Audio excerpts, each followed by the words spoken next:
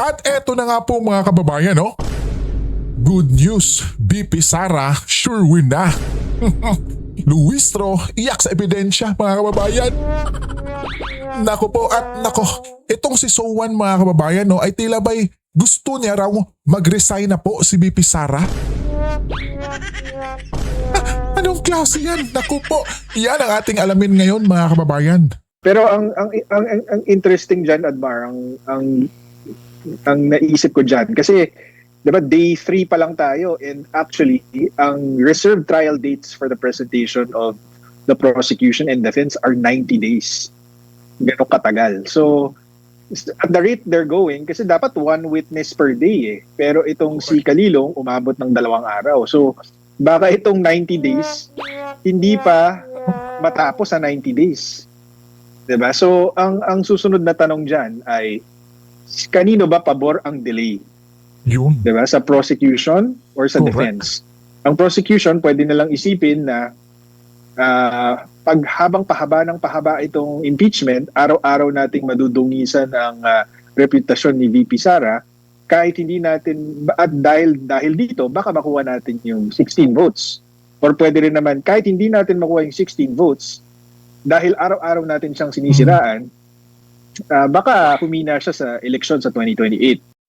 Pero mga kababayan, no, para sa akin ako po, yung sira-sira na yan, ako, hindi na yan obra mga kababayan kasi yung taong bayan mulat na di ba? Di ba? Yung taga-house nga, di ba? Grabe kung makapag mga kababayan sa kailang witness.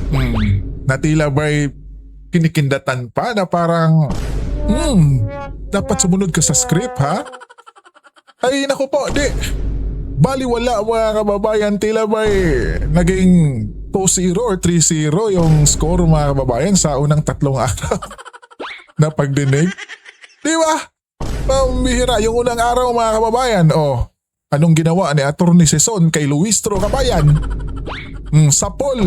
Sa pangalawa mga kababayan, yung abogado ni BP Inday na tila ba'y ang bata pa pero ang galing pala mga kababayan. Pinalagan yung tila ba'y galing-galingang abogado ng house. At yung pangatlong araw mga kababayan, nako po, booking. Yung tila ba'y expert mga kababayan na 2 weeks lang pala nag-training. Diba? Wala mga kababayan, di na talaga obra yung kanilang mga pinagagawang katrabahan ngayon. Kahit patagalin pa nila yung impeachment. Nako, mas lalong papabor yan kay BP Sara mga kababayan, di po ba? Sa defense naman, kung maganda ang pagsagot nila laban doon sa mga akusasyon laban kay VP Sara, baka iniisip din nila na ang delay makakapabor naman sa kanila. Dahil habang palapit ng 2028 at hindi natitibag si VP Sara, palakas ang impluwensya niya sa taong bayan at even sa mga senator judges na syempre may mga political considerations ding iniisip. At ang isa pang mahalagang dapat tandaan is sa isang trial, ang huling nagprepresenta ng evidence ay so dun sa 90 days, kung matapos man sa 90 days, yung last 30 days na presentation, defense yan. So baka mas tumatak sa isip ng tao yung ebidensya ni VP Sara dahil siya ang huling sa kanya ang huling salita. So yun ang dapat natin bantayan dun sa mga delays na yan. Si kanino ba nakakapabor yan? Pero ultimately ang tingin ko dito, dahil nauubos yung oras ng Senado at syempre pati yung ibang mga government officials dahil tinatawag silang mga testigo dyan, pati na yung mga House panel prosecutors, ang talo dito actually yung taong bayan kasi nakaka-distract itong impeachment trial sa tunay na trabaho ng gobyerno. Correct mga babayan, tayo yung number 1 na talo dito. Di ba? Pero sa bagay mga kababayan, wala na, talo na tayo nung yung pag-upo pa lang ng ating Pangulo. Di po ba mga kababayan, yung di pa nakaupo, grabe yung paparamis-promise mga kababayan. Number 1, yung kilo ng bigas. Di ba kung naalala nyo pa yun mga kababayan? Dun pa lang talo na tayo mga kababayan. Tapos eto pang impeachment na to ay BP Inday na klarong-klaro namang pamumulitika. Wala na, lubog na, talo na talaga yung tayong taong bayan mga kababayan. Pambihir. which is pagandahin ng buhay ng mga mamamayan. Wala namang makakabuting buhay, mapapabuting buhay dito sa impeachment trial na ito. At mga kababayan. narinig na nga natin na magkano ba, 25 million a day ba ang ginagastos ng Senado? Pambihir. Tapos, yung mga kababayan nating Pilipino kung magkasakit mga kababayan, wala nga. Di ba? Samantalang itong impeachment ngayon mga kababayan na ginawa dyan sa Senado, 25 million a day? Pambihira. Para lang ma-impeach ang isang tulad ni BP Inday? Sa bawat session. So imbis na yung 25 million ginugugol para sa paglikha ng batas na makakaginawa sa buhay natin, Correct. pinag-aaksaya natin ang panahon dito sa impeachment trial na sa aking palagay wala namang basihan. Opo. Dito po sa presentasyon ng witness, sa tingin nyo po irrelevant ang Yun, eto na, kabayan. witness? Why not panoorin na lang ng buo? Maglatagan na lang kung ano ba yung konteksto na sa panig, lalo na sa depensa at sa prosecution naman. Yes po. Emphasize nila na talagang merong na-commit. Kasi parang nandun pa yung pinag-uusapan sa paano na-preserve yung yung pag-handle ng video, bakit hindi kinunan ng yung mga ganun pa ang napag-uusapan na Nabayan, Boss Admar. Actually, yun nga, pwede namang ang tawag dyan, doon sa pre-trial kasi pwede kayong mag-stipulate na ito hindi mo na kailangan patunayan to kasi nangyari naman talaga yan. So kunyari yung Zoom meeting kung saan nagsalita si VP Sara, doon sa pre-trial pwedeng nag-concede na lang yung defense na sige, nangyari naman yan so hindi mo na kailangan patunayan yan. So mapapabilis sana yung takbo ng trial. Pero mukhang one of the strategies na ginagamit ng defense is all available defenses, which is well within their right. Tama. Di ba? Kasi totoo naman ako bilang observer, madaling magsalita kasi wala ako sa lugar nila Di ba? Pero mukhang sa analysis nila, ang tingin nilang nakakabuting depensa or strategy para kay VP Sara is to exhaust all defenses. Kaya yun ang nakikita natin at hindi mo sila masisisi dahil ginagawa lang nila ang trabaho nila. Opo. Doon po sa konteksto naman, no, sa day 3 na ilahad. Day 3. Yung siguro bahagi pa lang, di ko masabi kung konteksto na ba yun sa pagkakaintindi ng depensa.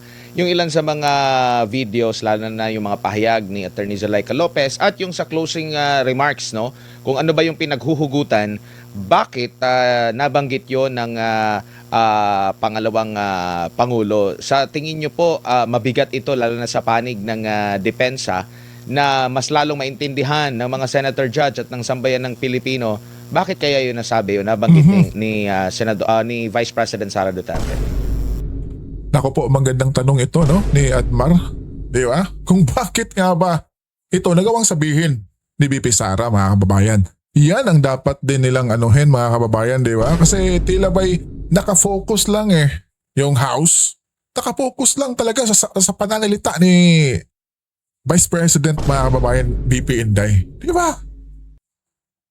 Bukisiin natin kung anong dahilan bakit siya nagsalita ng ganyan mga kababayan, di ba? Mahalaga yun. Yung konteksto mahalaga talaga. Kung bakit niya sinabi yun. Kasi put yourself in her shoes, di ba? Yes, may po, Operation Romanov, merong plot to wipe out all the Dutertes at ang kalaban mo is yung buong puwersa ng gobyerno. Di ba? Kung ganun ang sitwasyon mo, anong gagawin mo? Hindi ka pwedeng tumakbo sa gobyerno para magsumbong dahil sila nga yung kalaban mo. Sila nga yung nagbabanta sa buhay mo at sa buhay ng pamilya mo.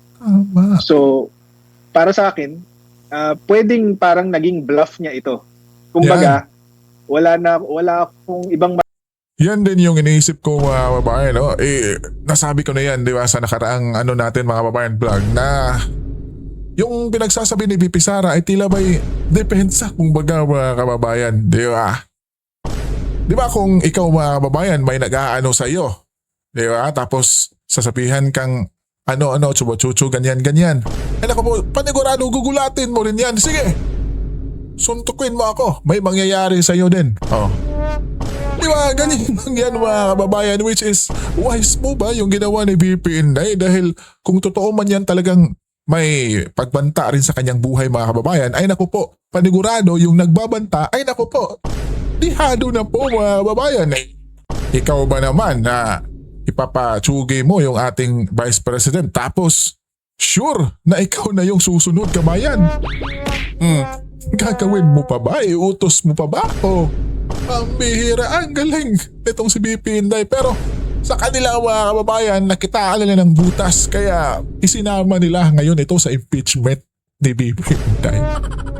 Matatakbuhan Hindi ko kayo pwedeng pagsumbungan dahil kayo din yung isusumbong ko. Correct. So, tatakutin ko na lang kayo. Ibabluff ko na lang kayo na pagka ginawa nyo sa akin to, may balik sa inyo. So tingin ko sa akin, hindi yun krimen. Tapos hindi naman ito, Admar, hindi naman ito parang gawa-gawa ko lang, kung narinig mo na yung principle na self-defense. Kunyari, kapag nakapatay ka ng tao, walang krimen, exempted ka from, there's no crime committed if you did it in self-defense. Or defense of a relative or even defense of a stranger. Yan ang sinasaad sa batas. Basta may mga elements yan Una yung unlawful aggression. Ibig sabihin may banta sa buhay mo or may banta sa buhay mo na illegal. Tapos pangalawa, yung ginamit mong pangsangga or pangtabla doon sa banta sa'yo, reasonable yung ginamit mong pangsangga or pangtabla, reasonable force. Tapos pangatlo, walang sufficient provocation, meaning hindi ikaw yung nag-odyok sa kanya na pagbantaan ka, hindi ikaw yung nauna, 'di ba? So applicable 'yan sa jurisprudence, paulit-ulit 'yan, malinaw 'yan na applicable sa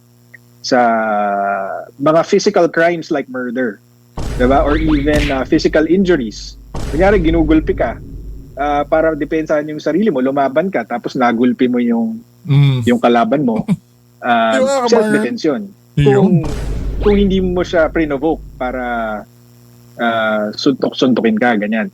So, kung applicable siya sa mga ganong klaseng krimen, para sa akin, it should also apply to verbal crimes like grave threats.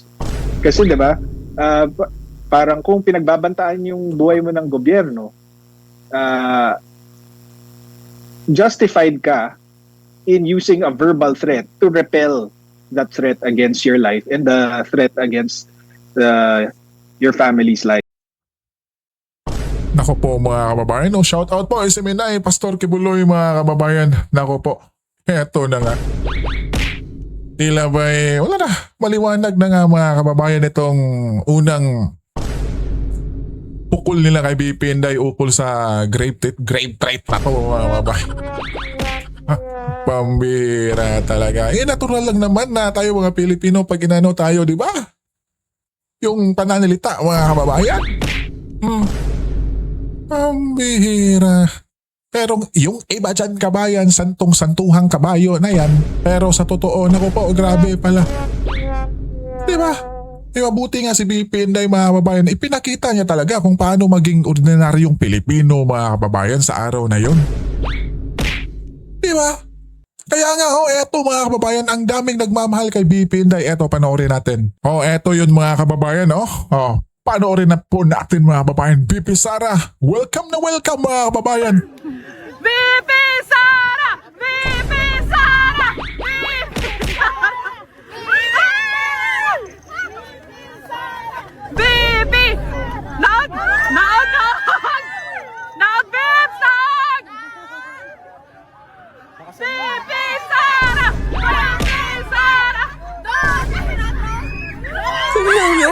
Oh.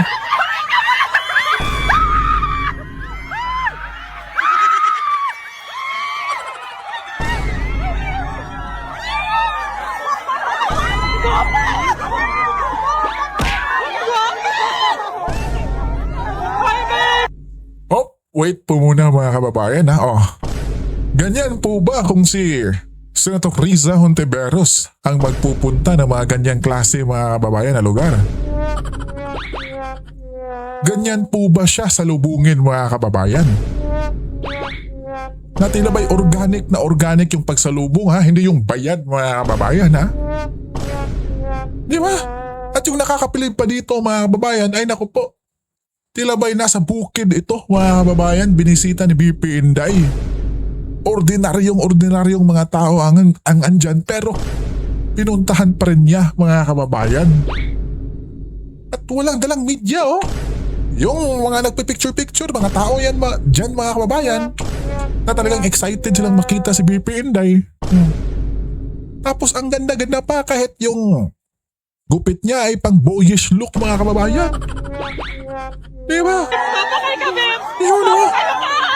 Maganda ka, BP. Beb, Duterte may diri! Duterte! Duterte! Tingnan niyo kababayan. Oh. Beb, papakay ka!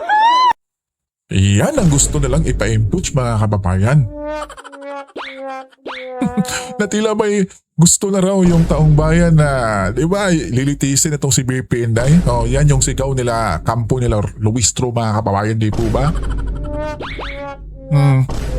Pambihira, di ba? Anong masasabi mo kabayan? Oh, BP Sara, sobrang love na love ng mga ordinaryong Pilipino. At di ba yan yung sinasabi kanina ni Attorney Panelo Jr. mga kababayan na kung madidelay yung impeachment ay nako po, papabor kaya kay BP Sara or sa kabila? O sa kabila naman, di ba paninira raw yung mas papabor sa kanila dahil magpro-prolong yung impeachment mga kababayan. Pero yan din yung sinasabi ko mga kababayan na yung mga Pilipino ay namulat na kasi. Tingnan nyo mga kababayan no. Love na love si BP Inday. O ilang years na yan sinasaraan si BP. O tapos ngayon, eto pa, very organic yung pagmamahal nila kay BP Inday kabayan. O walang dalang bigas yan kabayan ha. Di po ba walang dalang bigas yan? Di gaya ng ating mahal na Pangulo na pag magpunta sa basketball gym mga kababayan, may tag 10 kilong bigas na dadalhin. So syempre pupunta talaga yung mga tao dyan, di ba? At eto na nga mga kababayan, no, pakinggan natin yung reaksyon dito ni The General ukol kay, naku po, Kung Suwan mga kababayan na dapat raw po si BP Inday ay mag-resign na. Pambihira talaga. Eto, panoorin natin kabayan. Pakinggan natin si General. Magandang araw mga kaibigan. Yes po, General. Bigyan natin ng reaction, opinion itong post ni Attorney Raul Lambino. Isinare niya dito ang post ng Brigada Cagayan de Oro kasi si Congressman Lordan Suwan is taga Cagayan de Oro First District. So ito, may pahayag si Congressman Lordan Suwan. Pwede raman, Bisaya to, pwede raman mo resign si BP Sara sa dili pa siya ma-impeach. Miingon si Representative Lordan Suwan na pwede raman mo resign si BP Sara Duterte samtang wala pa mahuman ang impeachment proceedings. Aha, okay po. So pwede raw mag-resign si BP Inday habang hindi pa natapos itong impeachment case niya ngayon sa Senado mga kababayan. Naku po. Batok kaniya. Kaya ang reaksyon ni Attorney Raul Lambino na impeach na si BP Sara ng House. Tapos na-impeach na. Pero hindi siya makonvict ng Senate at hindi siya magre-resign. Ano bang sinasabi niya na mo resign si BP sa dili pa siya ma-impeach? Di ba abogado itong si Congressman Lordan Suwan? Very basic. Bakit sabi niya na mag-resign bago ma-impeach? Siguro, pwede mo resign si VP Sara bago siya makonvict sa impeachment proceedings. Ayun. Yun ang eksakto. Kaya lang yung sabi niya na mo resign si VP Sara sa dili pa siya ma-impeach, it's, to me, hindi tama. Nako. Dahil na-impeach na siya. Ongoing lang ang trial. May 2 stages kasi. Una, yung accusation. Sampa ng kaso. So yun, yung lower house. May proseso hanggang magbutuhan. Kung makakuha ng 1/3 of all members ng House of Representatives, ayun, meron ng articles of impeachment na iakyat sa Senado, yung impeachable official na yon, ito si VP Sara, na-impeach na siya. Tapos na. At yun na nga po mga kababayan, no? Magre-resign na raw po dapat si BPND. Pambihira, di natin alam kung ano ba tong si Attorney Congressman Suwan mga kababayan. Concern ba to kay BPND? Pambihira talaga. Alam naman natin kabayan na itong si BPND ay naku po, mismong taong bayan na ha, nagsasabi. Sure win na itong si BPND kabayan. O pati itong si General. Bakit pa siya Bakit magre-resign siya kabayan? magre-resign? Na panalo naman siya. Ayun. Kahit anong gawin ni na Congressman Lordan Suwan, kahit magtambli-tambling pa sila, kahit anong gawin, magpamisa. Kasi ilang beses na silang Pambihira itong si nagmisa General. sa kamera. Tama mga Kahit- kababayan, no? Whatever. Di ba? Grabe yung padasal nila. Pati Senado mga kababayan, sinabuyan pa ng asin. Oh. They can never get the required 16 conviction votes. Correct. Dahil 13 lang yung majority senators. Correct. At mabuti ay ipinapaliwanag na nga ni Senator Chis mga kababayan, no, na 16 talaga dapat. Oh, buti at iklinaro niya mga kababayan. Iyan, para magkaalaman na dahil di ba gusto nila Luistro mga kababayan na babaan? O tila ba'y gawing 12 ba yun or 13 pa mga kababayan? Para mas lalong pumabor sa kanila? Pambihira talaga. Basta tayo ng mga reaction. 6,400 ang nag-react. 5,100 ang tumatawa, 248 ang galit, 1,000 ang nag-like, 77 ang nag-love. So, Naku po. percentage-wise, Dahil yan sa mga kababayan ha, post ni Attorney Suwan na tila ba'y pinaparesign niya si BP Inday or dapat na raw mag-resign bago matapos itong impeachment mga kababayan. Oh, nako po. Para ba may salba? Yun ba yung gusto niya mga kababayan? Or nako po, alam natin itong si Attorney Suwan mga kababayan is kakampi ito nila Luistro di po ba? nasa 90% ang tao na hindi naniniwala dito kay Congressman Lordan Suwan. Di po ba mga kababayan? Pambihira talaga. Ikaw kabayan, anong masasabi mo? Sa tila ba itong kasong ipinupukol nila kay BP Inday mga kababayan ay naku po, tila ba pangatlong araw na mga kababayan, di ba? Ay sa 3 araw ay naku po, tila ba dihado po mga kababayan. Di ba? Oh. Witness naman kayo di ba? Mga kababayan sa hearing na yan. Oh. Mismong taga-NBI pa yung kanilang state witness mga kababayan. Na tila ba'y expert raw siya. Pero 2 weeks lang nag-aral. Pambihira mga kababayan, di ba? Naku po!